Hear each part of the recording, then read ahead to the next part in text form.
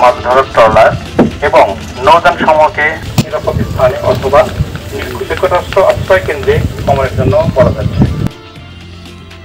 ঘূর্ণিঝড় রিমাল মোকাবেলায় উপকূলে সতর্কতা সহ নানা প্রস্তুতি, কাল আঘাত হানার পূর্বাভাস আবহাওয়া অফিসের।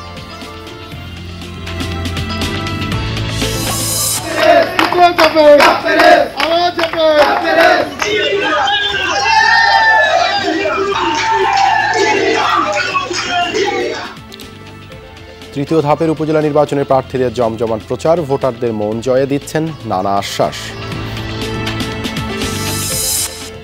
নওগাঁর হাটে ধানের সরবরাহ বাড়লেও দাম নিয়ে হতাশায় কৃষক, সিন্ডিকেটের বিরুদ্ধে বাজার নিয়ন্ত্রণের অভিযোগ।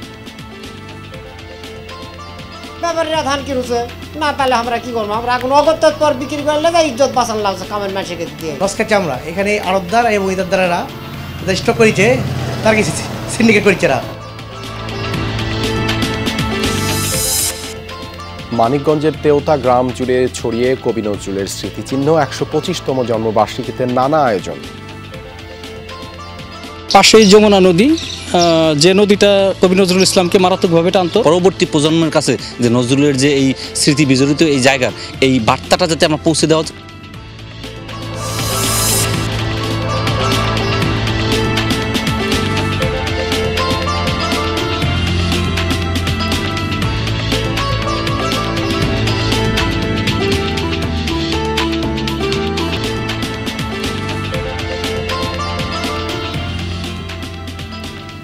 আমন্ত্রণ সংবাদ সারা দেশে, আপনাদের সঙ্গে আছি দেবাশিস রঞ্জন সরকার। এতক্ষণ শিরোনাম দেখছিলেন, এবারে বিস্তারিত। বঙ্গোপসাগরে সৃষ্ট লঘুচাপটি গভীর নিম্নচাপে পরিণত হয়ে অগ্রসর হচ্ছে। বিকেলে এটি ঘূর্ণিঝড় রিমালে রূপ নেওয়ার সম্ভাবনা রয়েছে বলে জানিয়েছে আবহাওয়া অধিদপ্তর। সকালে আবহাওয়া অফিসের ব্রিফিংয়ে জানানো হয়, বাংলাদেশের খেপুপাড়া এবং ভারতের কিছু অংশে আঘাত হানতে পারে ঝড়টি। গভীর নিম্নচাপটি চট্টগ্রাম সমুদ্র বন্দর থেকে ৫৬৫ কিলোমিটার ও মোংলা সমুদ্র বন্দর থেকে ৫৪০ কিলোমিটার দূরে অবস্থান করছে। সব সমুদ্র বন্দরে ১ নম্বর দূরবর্তী সতর্ক সংকেত দেখাতে বলা হয়েছে। সাগর উত্তাল রয়েছে, জোয়ারের পানি স্বাভাবিকের চেয়ে ২ থেকে ৪ ফুট উচ্চতায় প্রবাহিত হচ্ছে। এদিকে আকাশ মেঘাচ্ছন্ন, অন্যদিকে ভ্যাপসা গরম, নেই বাতাসও। ঘুমট অবস্থা বিরাজ করছে কক্সবাজারে। আবহাওয়া পরিস্থিতি বৈরী হওয়ায় সৈকতে সতর্ক অবস্থানে লাইফগার্ড কর্মীরা। পর্যটকদের সতর্ক করার পাশাপাশি টাওয়ার থেকে পর্যবেক্ষণ করা হচ্ছে পরিস্থিতি। উপকূলীয় এলাকায় যানমালের ক্ষতি এড়াতে সচেতনতামূলক মাইকিং করছেন কোস্টগার্ড সদস্যরা।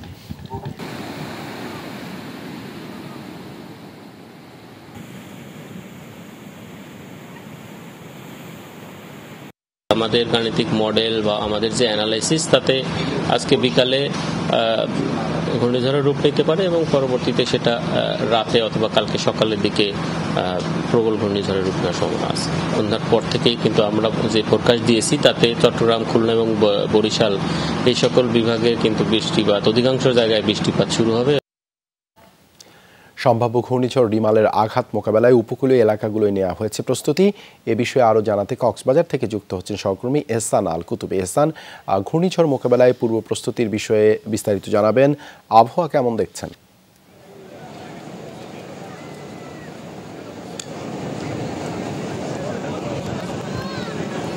দেবাশিস, সকালে একটু মেঘাচ্ছন্ন ছিল, এখন দেখছি প্রচণ্ড রোদ পড়ছে এবং সেই সাথে কক্সবাজারের সমুদ্র সৈকতের যে লাবণী পয়েন্টে আমি আছি, মূলত এখানে আমরা এখন যেখানে দাঁড়িয়ে আছি সেখানে সকাল থেকে জোয়ারের পানিতে এখানে 2 থেকে 3 ফুট উচ্চতা যে বৃদ্ধি পেয়েছিল, সে কারণে এখানে দাঁড়াতে যাচ্ছিল না। এখানে স্বাভাবিকলি আমরা যেখানে দাঁড়িয়ে আছি এখান থেকে আরও 2 থেকে 300 মিটার দূরেই কিন্তু কিটকট যে চেয়ারগুলো থাকে সেগুলো কিন্তু থাকতো, কিন্তু যেহেতু জোয়ারের যে পানি এবং পাশাপাশি স্বাভাবিকের চেয়ে 2 থেকে 3 ফুট উচ্চতা বৃদ্ধির কারণে, পানির উচ্চতা বৃদ্ধির কারণে কিন্তু ঢেউয়ের তীব্রতাও আছে, পানির তীব্রতাও আছে।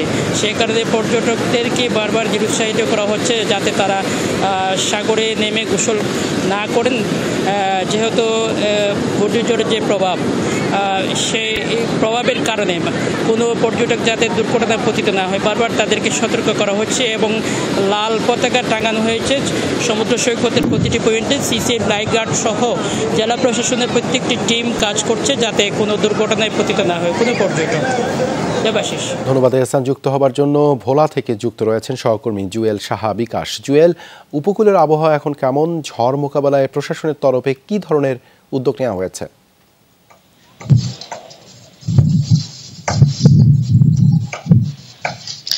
দেবাশিস, আসলে যে নিম্নচাপটি সৃষ্টি হয়েছে সাগরে, এটি ঘূর্ণিঝড়ের রূপ নেওয়ার সম্ভাবনা রয়েছে এবং ঘূর্ণিঝড় সৃষ্টি হলে এটির নাম দেওয়া হবে রেমাল। তবে রেমাল শুরু হওয়ার আগেই কিন্তু ভোলার যে উপকূলীয় অঞ্চলে কিন্তু প্রস্তুতি গ্রহণ করা হয়েছে। আমরা দেখতে পেয়েছি যে কোস্টগার্ড দক্ষিণ জোনের পক্ষ থেকে কিন্তু তারা উপকূলীয় অঞ্চলে কিন্তু প্রচারণা শুরু করেছেন এবং এছাড়াও জেলা প্রশাসকের পক্ষ থেকে কিন্তু ব্যাপক প্রস্তুতি গ্রহণ করা হয়েছে। তারা ভোলা জেলা প্রশাসক আমাদেরকে জানিয়েছেন যে আজ সন্ধ্যা 7টার দিকে তারা ঝড় মোকাবেলা একটি প্রস্তুতি সভা গ্রহণ করবেন এবং সেখানে তিনি আমাদেরকে আরেকটি বিষয় জানিয়েছেন যে ঘূর্ণিঝড় মোকাবেলা করার জন্য জেলা প্রশাসকের পক্ষ থেকে কিন্তু নগদ টাকা, চাল এবং শুকনো খাবারের প্রস্তুত রেখেছেন।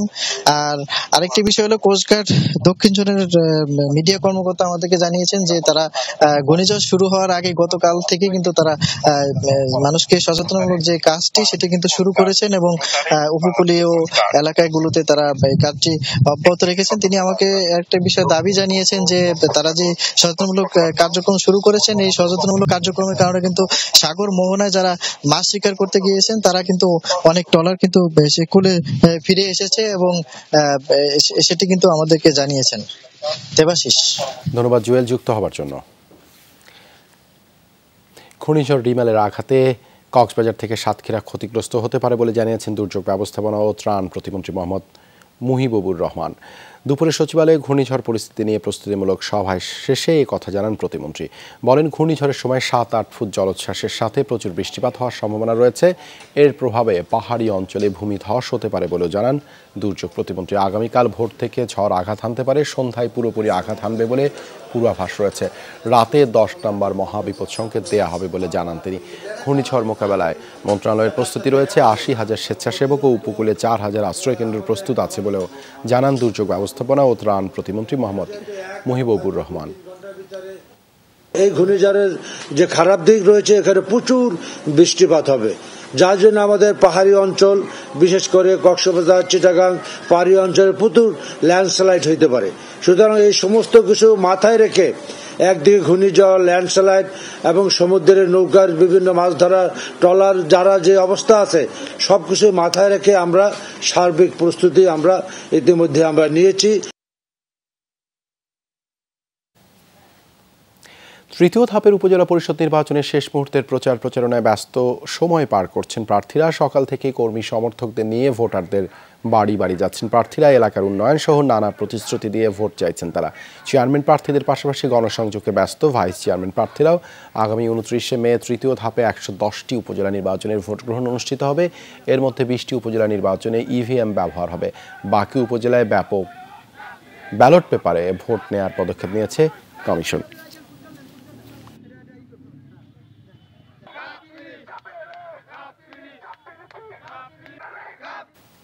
ভোটের প্রচারণার খবরাখবর জানবো সহকর্মীদের কাছ থেকে। মানিকগঞ্জ থেকে যুক্ত রয়েছেন সাটুরিয়া থেকে বিএম খোরশেদ।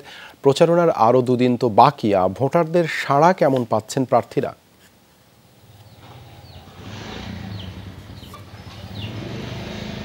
দেবাশিস, আসলে এই নির্বাচনে ভোটার উপস্থিতি একটি বড় চ্যালেঞ্জ। প্রার্থীরা সেভাবে আসলে প্রচারণা চালাচ্ছেন। আমরা মানিকগঞ্জের যে দুটি ধাপে যে নির্বাচন হয়েছে, প্রথম এবং দ্বিতীয় ধাপে, সেইখানে দেখেছি আসলে গড়ে 30 থেকে 35% কিন্তু আসলে ভোট কাস্টিং হয়েছে। এবং সর্বশেষ যে ধাপটি রয়েছে তৃতীয় ধাপ, সেটা সাটুরিয়া এবং সদর উপজেলায় এই ভোট হবে এবং শতভাগ ইভিএমে আসলে ভোট হচ্ছে।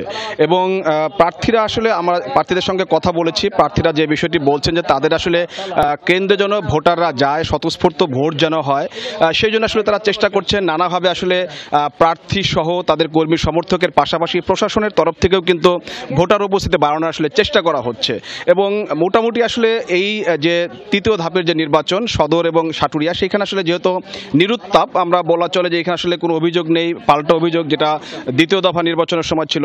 শান্তিপূর্ণ পরিবেশে যেহেতু ভোট হচ্ছে, এই জন্য সবাই আসলে আশা করছেন যে এই দফায় অন্তত ভোটার উপস্থিতি আসলে বাড়বে। পারবে এবং ভোট গ্রহণের জন্য যে ধরনের প্রস্তুতি প্রশাসনের পক্ষ থেকে নেওয়া হয়েছে তারা আসলে অবাধ, সুষ্ঠু এবং শান্তিপূর্ণ পরিবেশে যেন ভোটাররা যেন কেন্দ্রে যেতে পারে, ভোট দিতে পারে, পছন্দের প্রার্থীকে নির্বাচিত করতে পারে, সেই লক্ষ্যে আসলে তারা কাজ করছেন এবং প্রশাসনের তরফ থেকে আসলে তারা বলছেন যে ভোটার উপস্থিতি খারাপ হবে না এবং মানিকগঞ্জ সদর এবং থেকে নেওয়া হয়েছে তারা আসলে অবাধ, সুষ্ঠু এবং শান্তিপূর্ণ পরিবেশে যেন ভোটাররা যেন কেন্দ্রে যেতে পারে, ভোট দিতে পারে, পছন্দের প্রার্থীকে নির্বাচিত করতে পারে, সেই লক্ষ্যে আসলে তারা কাজ করছেন এবং প্রশাসনের তরফ থেকে আসলে তারা বলছেন যে ভোটার উপস্থিতি খারাপ হবে না এবং মানিকগঞ্জ সদর এবং সাটুরিয়া উপজেলায় মোট 13 জন চেয়ারম্যান প্রার্থী সহ এবং 62 জন আসলে চেয়ারম্যান এবং ভাইস চেয়ারম্যান প্রার্থী রয়েছে এবং মোটামুটি শেষ মুহূর্তে যেহেতু প্রচারণা একেবারে জমজমাট প্রচারণা চলছে। আজও আমরা দেখেছি যে প্রার্থীরা কিন্তু বিভিন্ন এলাকায় কিন্তু তারা প্রচারণা চালাচ্ছেন। যে সময়টুকু আছে সেই সময়টুকু আসলে তারা আসলে নষ্ট করতে যাচ্ছে না, সবাই আসলে প্রচারণায় কিন্তু রয়েছে আর কি।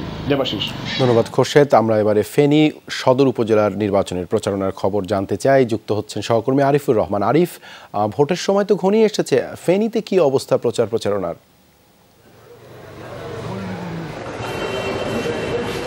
দেবাশিস, তৃতীয় ধাপের উপজেলা পরিষদ নির্বাচনে ফেনীতে 3টি উপজেলায় ভোট গ্রহণ অনুষ্ঠিত হবে। সেই 3টি উপজেলার মধ্যে রয়েছে ফেনী সদর উপজেলা, দাগনভূঞা উপজেলা এবং সোনাগাজী উপজেলা। আমি এই মুহূর্তে রয়েছি ফেনী সদর উপজেলার স্টেশন রোড এলাকায়। এখানে একজন প্রার্থী, যিনি আওয়ামী লীগের একজন সমর্থিত প্রার্থী, যিনি ফেনী সদর উপজেলা আওয়ামী লীগের সাধারণ সম্পাদক বাবু সুসেন চন্দ্রশীল, তিনি এই মুহূর্তে এই এলাকায় তার নির্বাচনে যে প্রচারণা, সেই প্রচারণার অংশ হিসেবে তিনি এই মুহূর্তে এখানে লিফলেট বিতরণ করছে।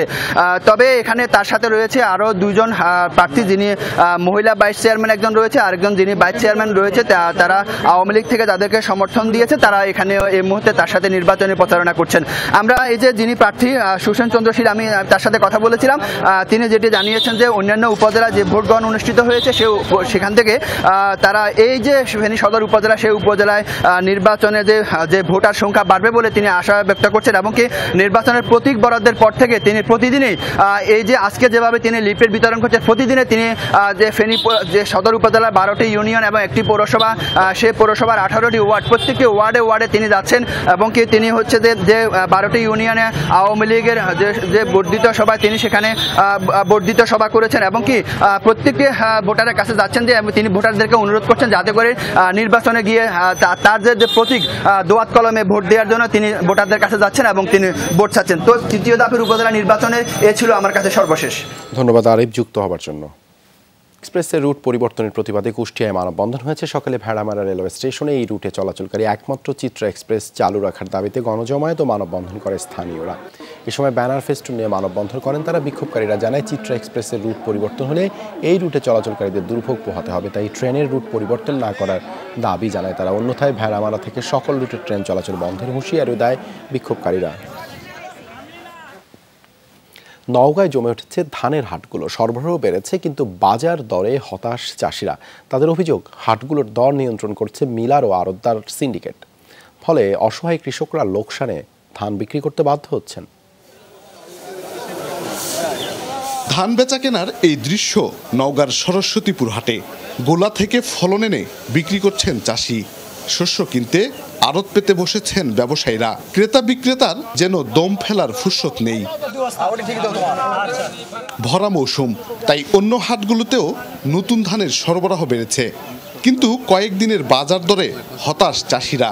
বলছেন উৎপাদন খরচের বিপরীতে প্রতিমন ধানে লোকসান 250 থেকে 300 টাকা। লেবারও কিন্তু সব দিয়ে দিলাম, ওষুধের দোকানতে হাল খাতার টাকা দিলে তো আমাদের গৃহস্থর কি থাকবে? লোকজন খাড়া তার বেতন দিতে পারি না, এরকম সমস্যা। জিরা থাকা লাগতো 1400-1500 টাকা, আর যে 90 যে ধান আছে এটা 2000-1800 টাকা থাকতে লাগে। ফলন ভালো হয়েছে, ধান কাটার দাম 6 থেকে 7,000 টাকা বিঘা, পার বিঘায় খরচ, এবং সারের দাম বাড়তি, ওষুধের দাম বাড়তি, সেই হিসাবে ধানের দাম কম। হাট থেকে কৃষকের ফলন যাচ্ছে মধ্যস্বত্বের গুদামে, কম দামে ধান কিনে মজুত করছেন ব্যবসায়ীরা। অভিযোগ মিলার ও আড়তদার সিন্ডিকেটে উঠছে না ধানের দর, ঠকছেন প্রান্তিক চাষি।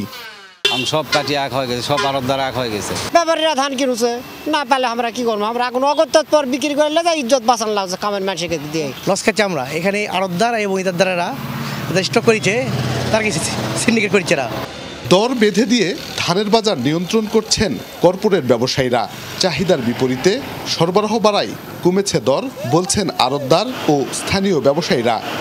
ওরা তো যদি রেট না দেয় আমরা তো কিনতে পারবো না, ওরা যেটা রেট আমাদের দেবে সেই রেটে আমরা কিনে তাদের কাছে বাজারজাত করি। 22 আর্দ্রতা ধান 1130 টাকা মিল পৌঁছানি রেট, তার মানে অবশ্যই আমাদেরকে 1130-এর নিচে কিনতে হবে, কারণ এখান থেকে 20 টাকা ভাড়া আছে, 10 টাকা লেবার আছে, তাহলে আপনার 30 টাকা চলেই গেল।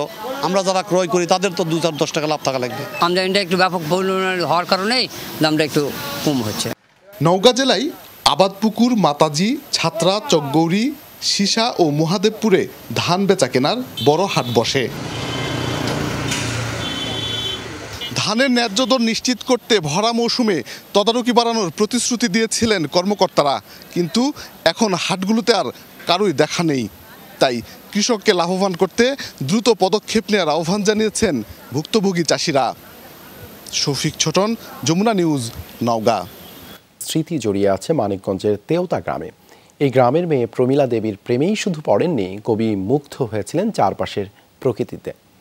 জমিদার বাড়ির পুকুরে সাঁতার কেটেছেন, শান বাঁধানো ঘাটে বসে বাঁশি বাজিয়েছেন, আর সেসব ভালো লাগা থেকেই কবি তার কাব্যে এঁকেছেন মানিকগঞ্জের চিত্রকল্প।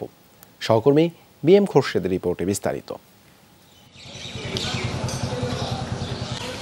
দেখলাম ময়নামতি শাড়ির খুঁটে চোখ মুছে ভরা কলসি কাখে সে ধান ক্ষেত পেরিয়ে সুপারি গাছের শাড়ির মাঝে মিলিয়ে গেল। আরও দেখলাম কলার ভেলায় চড়ে উদাসীন পথিক গাং পার হচ্ছে। হারা ছেলের চিঠি নামে ছোট গল্পে মনের মাধুরী মিশিয়ে এভাবেই তেওতার চিত্রকল্প এঁকেছেন নজরুল। যমুনা পাড়ের সবুজ শ্যামল এই মায়াবী গ্রাম দেখে মুগ্ধ হয়ে লিখেছেন, আমার কোন কুলে আজ ভিল্ল তরি একুন সোনার গায়ে।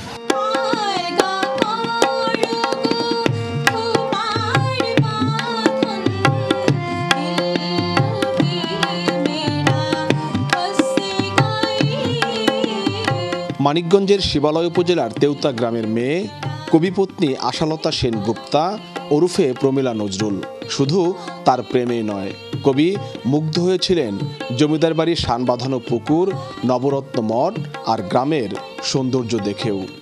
শান বাঁধানো এই পুকুর ঘাটে বসেই বাঁশি বাজিয়েছেন নজরুল। পাশেই 2019 সালে গড়ে তোলা হয়েছে নজরুল প্রমীলা স্মৃতিমঞ্চ। এই স্থানটি এখন ইতিহাসের অংশ, তাই তো দেশের নানা প্রান্ত থেকে ছুটে আসেন ভক্ত, অনুরাগী আর নজরুল গবেষকরা। ও পদ্মার ঢেউরে আমার শূন্য হৃদয় নিয়ে যা, যা রে যা, এই গানগুলো এখানে থেকে লেখা। ইভেন জমিদারি পাশে যে দেখা যায় তাল গাছের পুকুরটা, অনেকেই বলেন বাবুদের তাল পুকুরে হাবুদের ডাল কুকুরে সে কি বাস করলো তারা, বলি থাম একটু দাঁড়া, এই কবিতাটাও নাকি এখান থেকেই লেখা। পাশেই যমুনা নদী, যে নদীটা কবি নজরুল ইসলামকে মারাত্মকভাবে টানত। তাছাড়া তেওতার আশেপাশে যে সবুজের প্রকৃতি ঘেরা যে সৌন্দর্য, এটাও কবিকে ভীষণভাবে মোহিত করত। তো যে জন্য কবি বারবার এখানে, একবার দুইবার নয়, কবি অসংখ্যবার এখানে এসেছেন। প্রেম, দ্রোহ আর ভালোবাসার কবি নজরুল ছোট হিটলার ও লিচুচোর কবিতা সহ তার নানা কাব্যে ফুটিয়ে তুলেছেন তেওতা সহ মানিকগঞ্জের প্রতিচ্ছবি। তাই ধন্য হয়ে উঠেছে নজরুল প্রমীলার স্মৃতিবিজড়িত এই গ্রাম। ঊর্ধ্বতন কর্তৃপক্ষের কাছে জানিয়েছি যে বাড়িটা সংরক্ষণ করার জন্য, এবং আশা করি এটা হবে, কাজ এগিয়ে যাচ্ছে আর কি। কিছু মাঝে মধ্যে কিছু কিছু কাজ হয়ও এখানে আর কি সংস্কারের, কিন্তু ব্যাপকভাবে যে কাজটা করার দরকার সেটা আসলে হয়ে উঠছে না। সরকারের যে বিভিন্ন দপ্তরের মধ্যে একটা সমন্বয়ের মাধ্যমে যাতে এই স্মৃতিটা অক্ষুণ্ণ থাকে, অটুট থাকে, একই সাথে আমাদের পরবর্তী প্রজন্মের কাছে যে নজরুলের যে এই স্মৃতি বিজড়িত এই জায়গার এই বার্তাটা যাতে আমরা পৌঁছে দেওয়া যায়, সেই লক্ষ্যে আমরা কাজ করে যাচ্ছি। প্রতি বছরের মতো এবারও তেওতা জমিদার বাড়ি প্রাঙ্গণে সরকারিভাবে পালন হচ্ছে নজরুল জন্মজয়ন্তী। থাকছে নানা আয়োজন।